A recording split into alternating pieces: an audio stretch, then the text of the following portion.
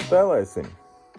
Tātad no sākuma parādās jautājums, un pēc tam mums parādās atbilžu varianti. Šī gadījumā izvēlamies un ierakstam pareizo atbildi, teiksim, šī gadījumā ciparu. Tas ir viss, kas jādara, un nedaudz jāpagaida, līdz jautājums beidzās. Ļoti skaisti. Tātad mēs turpinam ar nākamo jautājumu, kas ir drusku savādāks veids. Tātad uzdodam pašu jautājumu. Šeit ir jautājums un parādās atbilžu varianti pēc brītiņa, protams, tad, kad es saku.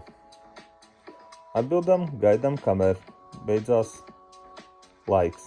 Atkal pareizi. Tātad šoreiz mēs varam nākamo jautājumu, kur būs drusku savādāk. Šeit būs jāskārto pareizā secībā. Arī tieši tāpat parādās jautājums, un mēs varam izvēlēties atbildi. Šī gadījumā jāvelk, jāpadomā, jāsavelk pareizi, un atbilde pareizi. Mēs varam turpināt ar nākamo jautājumu, kas būs sadalīti dažādās kategorijās.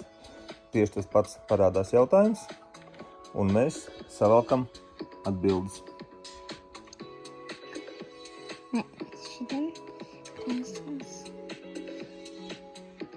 Sakārtojam divās daļiņās. Un tādā veidā šie 4 dažādi veidi, kā atbildēt uz jautājumiem.